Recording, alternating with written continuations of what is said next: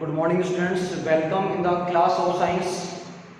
Today we are going to discuss the next topic of our chapter number 4, and chapter number 4 is structure of the atom. Structure of the atom, or we can say atomic structure also. We can also say atomic structure. First of all, I would like to tell you the discovery of fundamental particles. Today's first topic of our class is the discovery of fundamental particles of an atom. Fundamental particles of an atom. Discovery of the fundamental particles of an atom. As you know very well, an atom can be divided into three fundamental particles: protons, electrons and neutrons. An atom contains three fundamental particles: protons, electrons and neutrons. Today we will study about the discovery of these three fundamental particles. तो देखिए, हमने बात की थी कि हम आज एक प्रोटॉन को डिवाइड कर सकते हैं, जैसे कि डाल्टन ने कहा था कि प्रोटॉन को डिवाइड नहीं कर सकते हैं, proton is an individual structure. आज बहुत सारे एक्सपेरिमेंट्स ने ये बात पूरी तरह से क्लियर कर दी है कि atom is a divisible structure and atom can be divided into three fundamental particles which are proton, neutron and electrons. So we will discuss about the discovery of these three fundamental particles. First, proton. Proton is a positively charged fundamental particle. आप याद रखेंगे इस चीज को. What type of charge is there on the protons? Positive charge is present on the protons. We can say protons are positively charged fundamental particles. Positive charge is here. Now the discovery of protons. Discovery of proton was made by Goldstein. Goldstein was the scientist who discovered the protons. And you know, protons are located in the nucleus. Protons जो होते हैं वो positively charge structure होते हैं, और हम जानते हैं बहुत अच्छे से कि वो न्यूक्लियस के अंदर प्रेजेंट होते हैं. Now the next, electrons. Electron.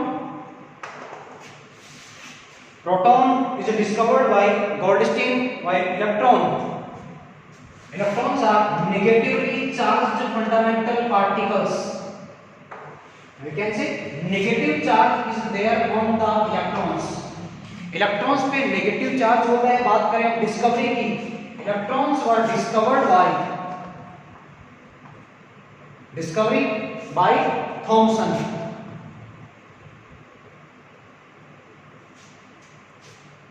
Electrons were discovered by Thomson. Now third fundamental particle, neutrons. Neutrons, no charge is there on the neutrons. Neutron पर किसी तरह का चार्ज नहीं होता है, ना तो पॉजिटिव चार्ज होगा ना नेगेटिव चार्ज होगा. कोई चार्ज नहीं होने की वजह से इनको कहा गया न्यूट्रॉन्स.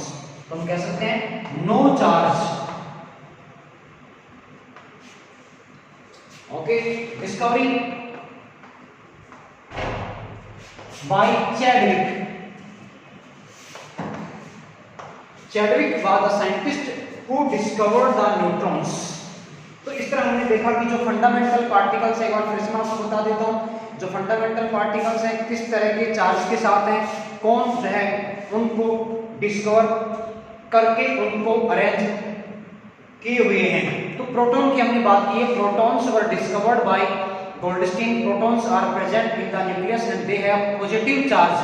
Protons पे positive charge present होता है. बात करें इलेक्ट्रॉन्स की, electrons were discovered by Thomson and electrons have negative charge and present in the cells of an atom. ये डिस्कशन हमने कल कर लिया था. लास्ट में हमने बात की है न्यूट्रॉन्स की. Neutrons have no charge. Neutrons are neither negative nor positive. Charge is there on the neutrons. Discovery of neutrons were made by James Chadwick. Chadwick was the scientist who discovered the neutrons. Okay.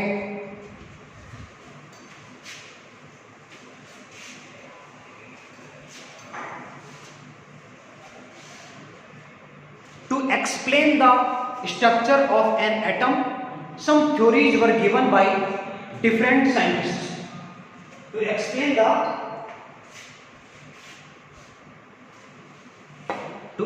the structure of an atom, some theories were given by various scientists. देखिए energy के लिए energy dose भी लेना जरूरी होता है कि ऐसी कुछ डोज जो है हमें मिलती रहती है बीच बीच में, ताकि हम लोग जो हैं वो आपके लिए एक एनर्जी के साथ में स्टेटमेंट यहाँ से कन्वे करते रहें और आपको इस टाइम पीरियड में जो वीडियो आपके सामने आ रहे हैं उन वीडियोज में भी आपको एक एनर्जी सी लगे. Okay, model. First model was given by Thomson and model is known as Thomson model. So first model is of Thomson's model of an atom. देखिएगा किस तरह से इस मॉडल में अरेंजमेंट किया गया है फंडामेंटल पार्टिकल्स. देखिए हम बात कर रहे हैं स्ट्रक्चर की, एटम की स्ट्रक्चर यहाँ पे अपन सीख रहे हैं. तो इसका सीधा सा मतलब ये जाता है कि किस साइंटिस्ट ने किस तरह से अरेंजमेंट किया है प्रोटॉन और इलेक्ट्रॉन के साथ में न्यूट्रॉन्स का. इसी चीज को अपन देखने जा रहे हैं अलग अलग मॉडल्स के साथ. देखिएगा थॉमसन के मॉडल को अगर अपने डायग्रामेटिक व्यू में देखें तो कुछ इस तरह से नजर आता है इनका व्यू. ये मान लीजिए स्फीयर है और इस स्फीयर में प्रेजेंट है नेगेटिव चार्ज. तो क्या आप मुझे बता सकते हैं कि इसकी कंपैरिजन हम किस वाले फ्रूट के साथ कर सकते हैं? फ्रूट हमारा आता है वाटरमेलन, तरबूज जिसको अपन कहते हैं. वाटरमेलन की कंपैरिजन हम इस स्ट्रक्चर के साथ कर सकते हैं इजीली. देखिएगा जो इसका सराउंडेड पार्ट है, इस सराउंडेड पार्ट को तो माना गया पॉजिटिवली चार्ज है. This is positively charged part, यानी ये पार्ट पॉजिटिवली चार्ज है और पॉजिटिवली चार्ज पार्ट में प्रेजेंट है electrons. According to Thomson's model, an atom is a positively charged structure in which electrons are scattered in such a way that the seeds of a watermelon are suspended inside the fruit. Listen again. Thomson's model says that an atom is a positively charged structure in which negatively charged electrons are scattered in such a way that the seeds of a watermelon are present in the fruit. जिस तरह से watermelon के जो seed हैं उस fruit के अंदर arrange रहते हैं, उसी तरह से पॉजिटिवली चार्ज्ड एटम के अंदर नेगेटिवली चार्ज्ड इलेक्ट्रॉन्स अरेंज रहते हैं. और इस मॉडल को एक नाम और भी दिया जाता है. This model is also known as plum pudding model. Plum pudding model. Plum pudding model क्यों कहा गया?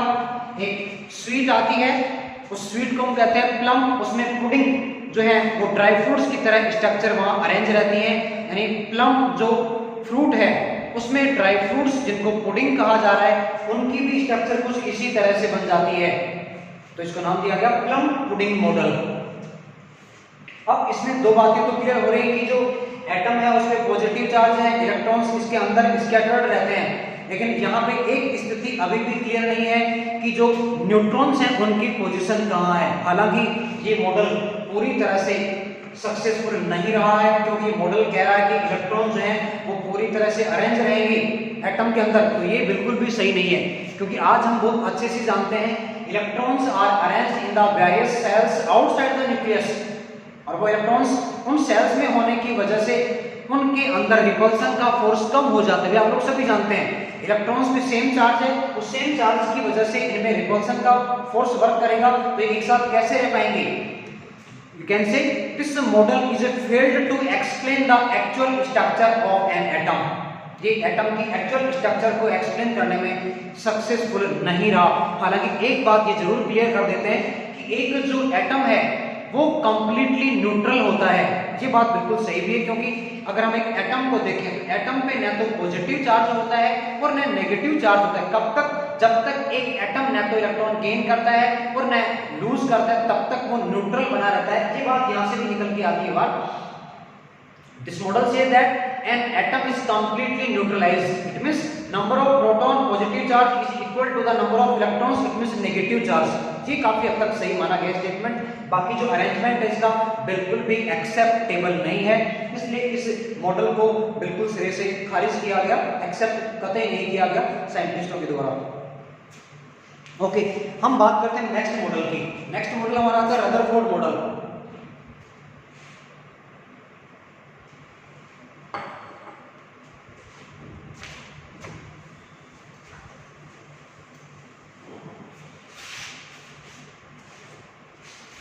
Next model, Rutherford's model of an atom. Rutherford's model of an, यहां पे एक एक्सपेरिमेंट किया गया है। रदरफोर्ड ने एक्चुअली गोल्ड फॉइल पर अल्फा पार्टिकल्स की बॉम्बार्डमेंट करवाई थी। तो किस तरह से यहां बॉम्बार्डमेंट करवाया गया, ये मान लीजिए गोल्ड फॉइल है, दिस इज गोल्ड फॉइल। इस गोल्ड फॉइल पे अल्फा पार्टिकल्स की बॉम्बार्डमेंट की गई।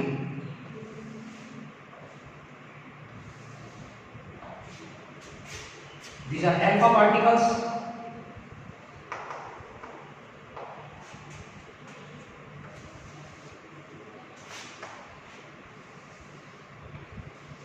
तो देखिए एक अनएक्सपेक्टेबल इवेंट यहां पे देखी गई। मोस्टली जो अल्फा पार्टिकल्स थे वो दूसरी साइड में चले गए हैं, आपको दिखाई दे रहे हैं। मोस्टली अल्फा पार्टिकल्स हैं वो इसमें से ट्रांसफर हो गए हैं सेकेंड मीडियम में। देखिए सिंगल अल्फा पार्टिकल एक ऐसा यहां मिला जो कि अपने पाथवे पे बाउंस बैक हुआ। मोस्टली ट्रांसफर हो रहे हैं, वन बाउंस बैक हुआ। इस बाउंस बैक से भी एक रिजल्ट निकला और इस स्ट्रेट वे में जो अल्फा पार्टिकल जा रहे हैं उनसे भी एक statement in the form of result यहां ऑब्टेन किया गया। तो पहले हम बात करते हैं ऑब्जर्वेशन की। ऑब्जर्वेशन यहां से क्या निकल के आए हैं, देखिए ऑब्जर्वेशन क्या है। मोस्टली अल्फा पार्टिकल्स स्ट्रेट निकल गए। Most of the alpha particles transferred from the gold foil. First observation, most of the alpha particles transferred from the gold foil. Second statement, one alpha particle bounce back on its original pathway. One alpha particle bounce back on its original pathway. These two were observations. अब इन्हीं to observation से result निकाला गया। देखिए result क्या निकलेगा, इन्हीं observation से आप इजीली समझ पाएंगे। मोस्टली अल्फा पार्टिकल ट्रांसफर हो गए हैं, इसका मतलब क्या हुआ, जो एटम है उसका मैक्सिमम पार्ट होलो है। The maximum part of an atom is hollow in the nature, so alpha particles transferred easily. But some part of an atom is highly condensed in the nature, or we can say highly dense in the nature, we can say solid in the nature, or we can say positively charged in the nature. Because I would like to tell you that alpha particles are positively charged particles. Alpha particles are positively charged particles. So the central part of an atom is also positively charged according to this observation. This observation saying that the central part is also have the same charge as the alpha particle. यानी जो charge alpha particle के पास है वही charge central part जो यहाँ पे है उस पे होगा, तभी तो बाउंस बैक हो रहा है। देखिए बाउंस बैक का मतलब क्या है, जैसे अल्फा पार्टिकल सेंट्रल पार्ट के सामने गया एटम्स वहां से बाउंस बैक हुआ। इसका मतलब this is the force of repulsion, क्योंकि रिपल्सन होगा तभी तो एक दूसरे से वो डिस्टेंस पे जाएंगे, और इससे डिस्कवर हुआ है nucleus. The second observation proves that the central part of an atom is positively charged and known as the nucleus. Now we can say that the discovery of nucleus was made by Rutherford. So that's all for today. Later on we will discuss tomorrow.